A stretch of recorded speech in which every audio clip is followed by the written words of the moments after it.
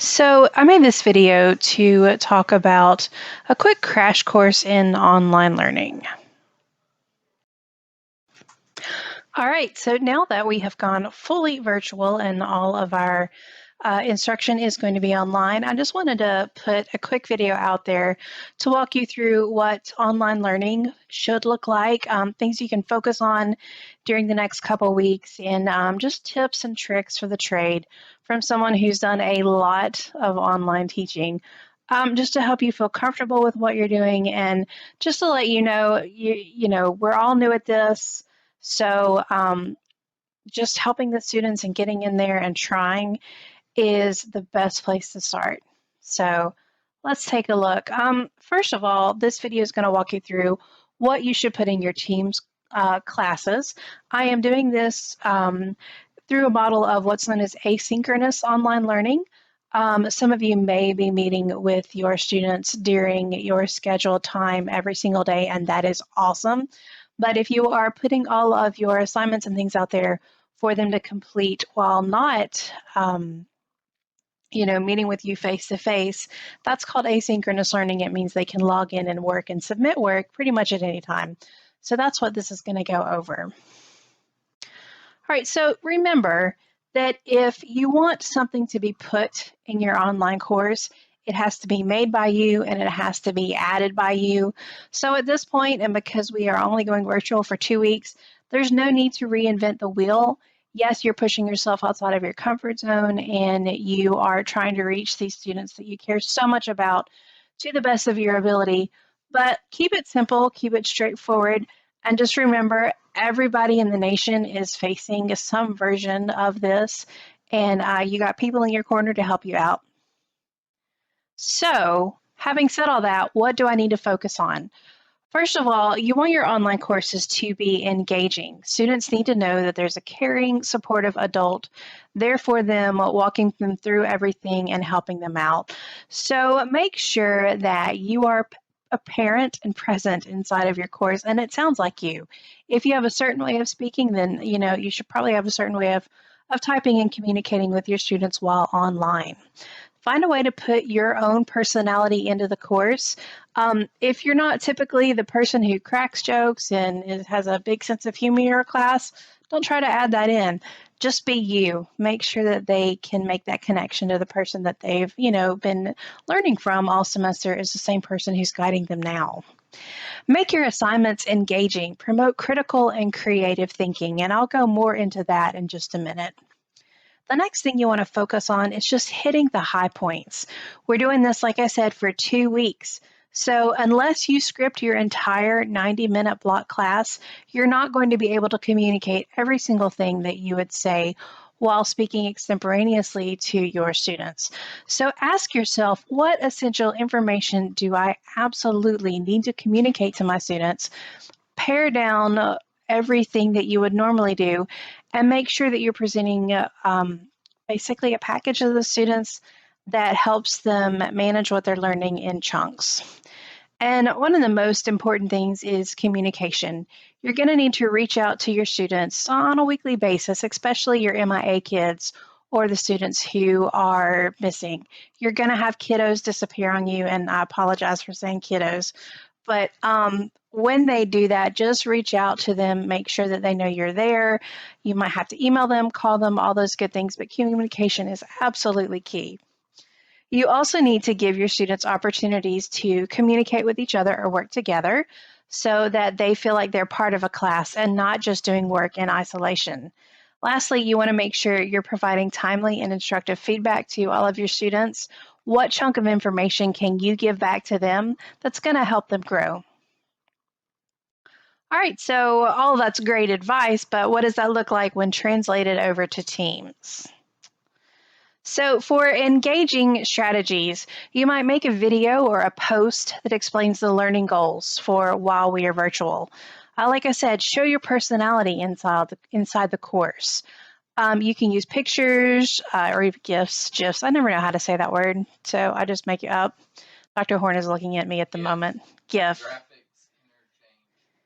Graphic interchange format. I have now know how to say it, and so I can never pretend not to know how to say that in a video ever again. That makes me sad. But anyway, you can use those to communicate with students where appropriate.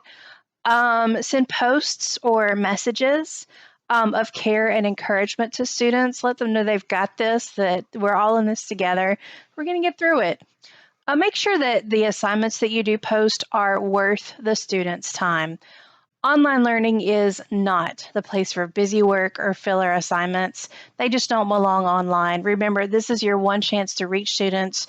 You don't have them in front of you for 90 minutes. You can't do your dog and pony show or your song and dance or whatever typically will engage them. So the assignments have to be where the real learning occurs, and filler assignments just aren't meant for online learning.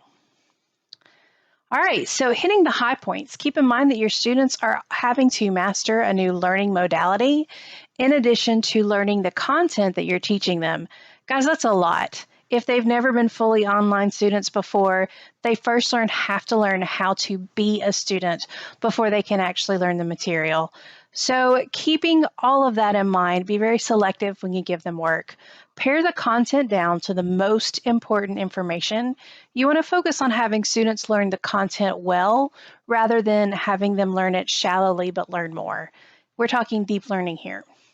Include both formative and summative assessments, but make sure that you are including information that is directly assessed in your paired content. That sounded kind of weird. Basically, don't try to assess things outside of what you're teaching them right now. We are going virtual, and we are very focused on learning and student engagement and students getting through this as well as teachers. So just keep in mind that you want to be very direct and very purposeful with everything that you do. Finally, communication. Like I said a second ago, you are going to have students who seem to completely disappear. They're MIA, or they're turtling, they're hiding from you in their shell. Reach out to them via phone or email. Remember, and this is a very cheesy analogy, but I'm going to say it anyway, there is no bus that drops the kids off at the door to virtual learning. I mean, basically, nobody's going to bring them there. They are at home. Some of them are in isolation. Most of them that are older won't have a parent helping guide them through this process. So they're going to need a little bit of extra touch, and you might find that you're spending a lot of your time reaching out and trying to get in contact with them and encouraging them to work, and that's okay. It's normal. So, like I said, reach out to your students once or twice a week. You know, if you're a high school teacher with 105 students, that's difficult to reach everyone. So remember that you can send emails. You don't have to personally call, but also keep in mind that you can call and talk to parents during this time of virtual learning, and you can ask for help in encouraging the student to work. Please make sure that you're responding to student emails within that 8 a.m. to 3 p.m. window during the day, or make sure if you don't get to it or if they email you outside of office hours, that you respond to them the very next day. Communication is absolutely the key to being successful in online learning. Yes, you're going to have students disappear, but for those students who want to learn and who are active learning and reach out with questions, it's our job and responsibility to instruct them and to be there for them. So please make sure you are actively checking your email and responding to students. Something else that's also important that we tend to forget about in communication is you need to give the students the opportunity to speak with each other. You can do this through actually assessments and discussion posts, and I'll show you what that might look like in just a minute. That's a perfect tool to get them to speak with each other. They can do a deeper dive into their learning, show that they're thinking critically, all kinds of things. And the great thing about discussions is it gives them the opportunity to still feel like they're in a community of learners rather than doing everything in isolation. And that is so crucial and important at a time like this. And remember, right now we're on a 9-day adventure. So right now we have an end date in mind, and we just need to get through the next 2 weeks successfully. If we end up going virtual for longer, well, we'll find out later. But for right now, this is a 9-day adventure. We're going to get through this, and it's all going to be okay. All right, so now that I'm done with my pep talk and some best practice ideas, I'm actually going to take you into my team's channel, and show you what a fully online week might look like for an English class at the high school level. All right, so I am in my Sandbox course, and as you can see, I have several channels that I've added here. What I want to point out with the channels is the fact that I have actually broken the next two channels into one that says week of December 7th through 11th, and one that says week of December 14th through 18th. That way it's a very clear indicator to students what channel they need to be in and when, and they know where they need to be working, and it's just an indicator of what they can expect or how they can expect the coursework to be divided up.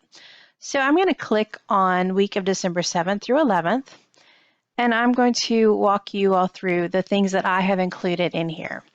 So first of all, you need to make a very explicit announcement or instructions on what you want the students to do during that week, that day, however you choose to divide it up. Like I said, I do mine by weeks. It's 5 days, it's a chunk of time, and it gives students a little bit of flexibility on when they're able to submit some of their work.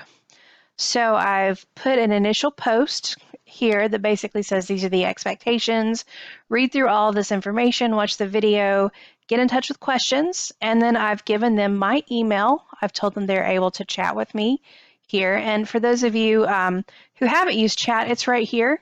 If you click on it, it's just like a text message, but on the web. So it's a very useful tool, and you'll probably find that a lot of your students prefer to talk with you this way. But then I said I'm available here from 8 to 3 on Monday through Friday. Basically, it gives them a clear set of expectations of when they're able to reach me. And having them see that at the very first basically allows them to know, okay, so this is when I have to do my work if I expect to get any help. Then I've gone down and I've talked a little bit about the focus for the week. This module that I've uploaded is about arguments and revolutionary speeches. So that's the information that I put here for the focus for the week. And notice that I've also included a video. If you were to watch this video, basically it would be walking through students, walking them through more of my expectations, walking them through what sort of work they need to submit, the order that they need to do things in, and they get to hear my voice and get to hear my stupid jokes, I guess, and just have a connection to me as a person. It gives that touch that, oh yeah, there's a real person on the other side of this computer screen. So after the video, I've included a list of tasks, and I've included the days that if they were to follow a certain pacing that they could do this on. Does this mean that they have to follow this? Since this is asynchronous and that's what I'm showing you, no. But it gives them an idea of when they can work, on what days they should do different things on. And since I'm giving them like 4 different tasks at once, it helps them divide that up and manage their time appropriately. Even our high school seniors still have to have this sort of guidance. So it's just helpful if you can say, all right, do it this way and it'll be easier for you. But you can see that I've got a column that says assignment. And the first day, read and take notes on the introducing rhetoric file. And you can see I've attached that right here. So they can literally click on that, open it up, read through that, and that is what they're reading and taking notes on. Then you can see, let me click on see more so you can see more. That's how that works. That I've got 3 assignments. One of them is a discussion assignment. One of them is an assignment called Persuasive Speeches of the American Revolution. And one of them is called Evaluation of an Argument in a Revolutionary Text. So I have added all of these things to this one channel. Like if they keep scrolling down, boom, there's their discussion right there. They can click on reply and get started. And then I've got argument in a revolutionary text is right there, and then persuasive speeches is right there. So by putting these in the channel, they can see everything that they need to complete for that 5 days. They have a map of when they need to be working on it. It's personable, it's approachable, and I've told them how to get in touch with me. Now I'm going to show you one more thing before I let you go because I'm droning on as I tend to do sometimes. But if you click on View Assignment here, it pulls up all the details of the assignment. You can see that I have my 4 students in there. What they're going to see when they click on that is the actual assignment itself. So I'm going to click on Student View so that you can see what they see. All right, so now this is the second assignment that I put in there. It said you will need to access the texts from the previous assignment, so I've linked them below. And basically what I've done is I've gone in and I've added the information that sets context for the work they're going to be doing and then the assignment itself. If you scroll down, you can see I've got the speech to the Virginia Convention website linked in for them to read. And I've got information about Thomas Paine and then the text to crisis number 1. They get to the bottom and they see that my actual assignment guide is right here, and it says please follow the directions found in the attached file. My file is loading and you can see that here are the directions and then these are the questions that I've attached to it. So it's all very straightforward. Students are able to access everything from one place. I've given them the opportunity to talk with each other and to bounce ideas off of each other through a discussion post. I've included 2 assignments and 2 readings, in addition to 1 instructional reading that they need to take notes on. So it's not a matter of giving them an assignment for every single day. It's a matter of chunking things together, thinking about everything that I want them to take away from reading these 2 short texts, and making sure that I've assessed their learning and walked them through how to do what they need to do. It's all very directed and it's contained within one channel, which helps them keep track of where they need to be each week. And again, this is for 9 days of an instruction. So if you have questions, please don't hesitate to reach out to me. I know that I've been doing online learning for quite a while, so mine probably looks a bit differently from yours, and that's okay. Just make sure you are reaching the students, providing them with authentic instruction, and giving them the opportunity to show what they're learning.